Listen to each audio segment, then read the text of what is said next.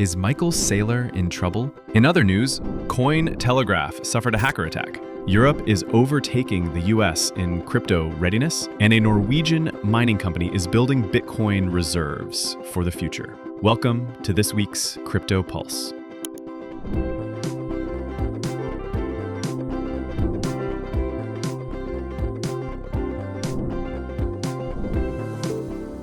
Michael Saylor, the well-known Bitcoin advocate and leader of MicroStrategy, hinted on social media that the company might soon buy Bitcoin again. But something more complicated is happening in the background. The company and its executives have come under fire from a lawsuit. An investor is suing them for allegedly misrepresenting accounting changes that led to as much as $5.9 billion in unrealized losses in the first quarter. This accounting change allowed the company to show the actual market value of its crypto holdings, but it negatively impacted their balance sheets and consequently the stock price. Moreover, company executives sold shares just before announcing the changes and earned more than $31 million.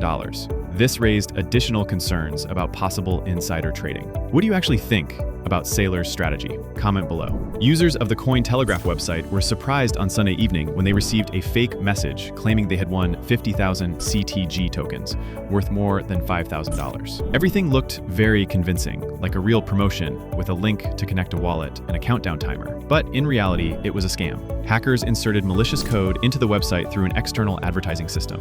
When users clicked and connected their crypto wallet, this malicious code could access their funds and drain them. Something similar recently happened to CoinMarketCap as well. Experts warn that such attacks are becoming more frequent because people trust well-known sites. So they call for greater caution, especially when it comes to connecting wallets. If it's too good to be true, then it probably is.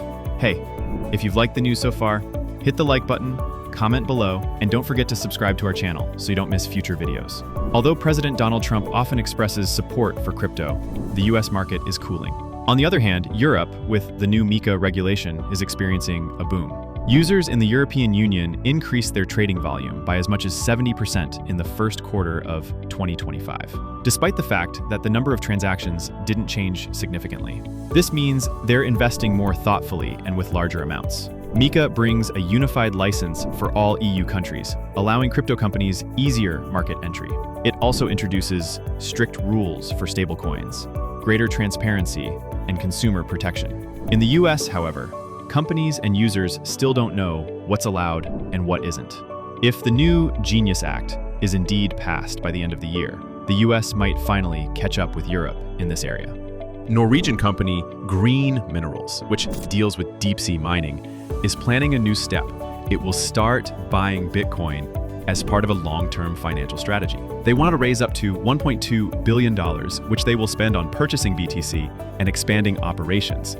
Company management believes that Bitcoin offers protection against currency devaluation, since it's not subject to inflation. They emphasize that this doesn't mean abandoning their core business, but rather expanding their capital management approach. They will also introduce a new BTC per share metric that will show shareholders how much Bitcoin belongs to each share.